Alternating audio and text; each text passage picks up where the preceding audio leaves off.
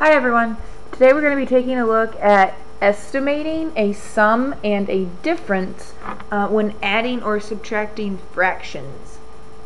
Right? So first we're going to go over an example together, and we've got a couple different methods that we can use to estimate a sum and a difference. The first thing we can do is we can use a number line.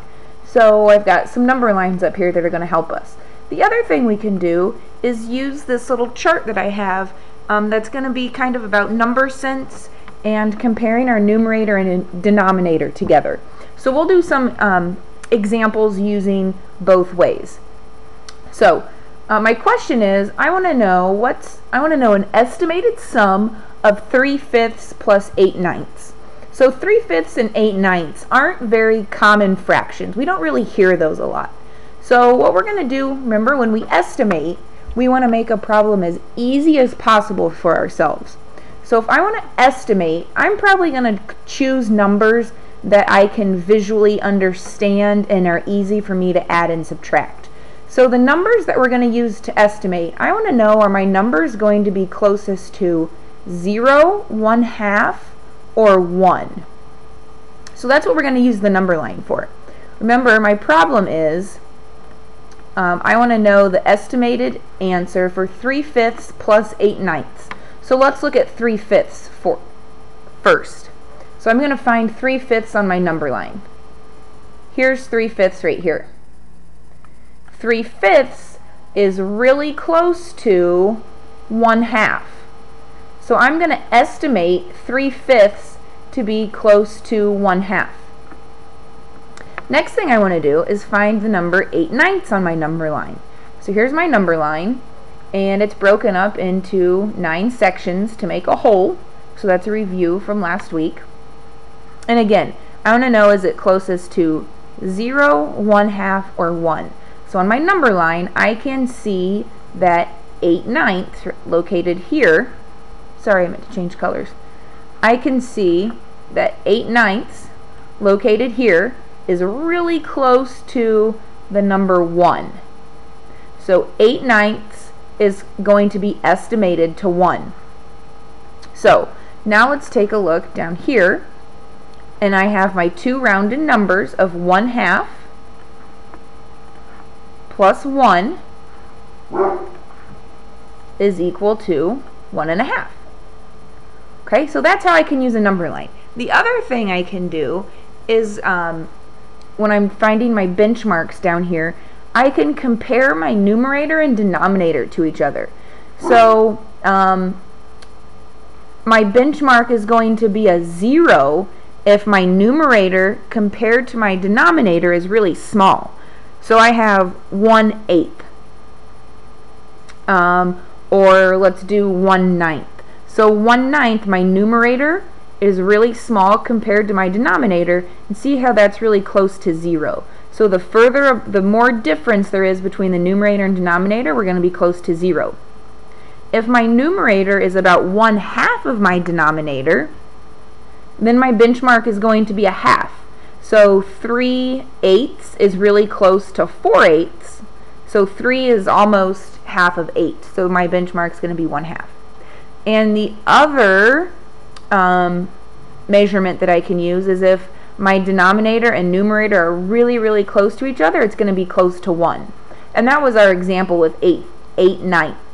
So 8 was really close to 9, so we're going to say that my benchmark number, my rounded number there, will be 1. Okay, so two different ways: number line or use kind of number sense. Alright, let's take a look at some more problems here. My problem is 4/6 plus 3/8. So again, let's find 4/6 on the number line. So I've got 4/6 right here. I'm going to say that 4/6 is going to be close to it's going to be close to about 1/2. Alright, and then I'm going to find 3/8 on my number line. 3/8 Now notice I can't use this number line because it's sixes. So I've got to go over here to the eighth. So 3/8 is really close to 1/2. So I'm going to have 1/2. And now I know that 1/2 plus 1/2 is equal to 1. So that's that problem. And let's take a look at 7/8. This time I'm going to compare my numerator and denominator to each other. So 7's really close to 8, so that has to be close to 1. Confirm that up here. Here's 7/8, really close to 1.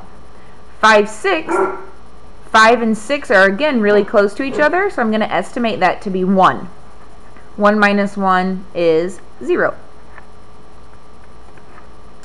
Alright, last one. I've got a 1/6 of something and 7/8 of something else, so I'm going to add these together. 1/6, here's 1/6 on my number line. That's really close to 0. 7/8, 7's really close to 8, so I know that I'm going to estimate that to be 1. 0 plus 1 is 1. Right, now is going to be your time to pause the video, and when we come back, you're going to do these two problems really, I suppose, and when you come back we will have the answers. Alrighty, welcome back. Let's take a look at the answers that we came up with here real fast. Let me get to the right slide. So my first problem here is 2/6 plus 7/8. So 2/6 is pretty close to 1/2. 7/8 here is pretty close to 1. So I should have 1 plus 1/2. It's going to be 1 1/2. 5/6, use orange for this one. 5/6, pretty close to 1.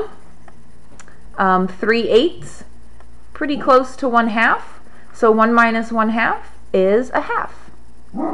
Right? So remember, we can use number line to estimate the sum or difference of something. We can use a number line to find our estimated numbers of 0, 1/2, or 1.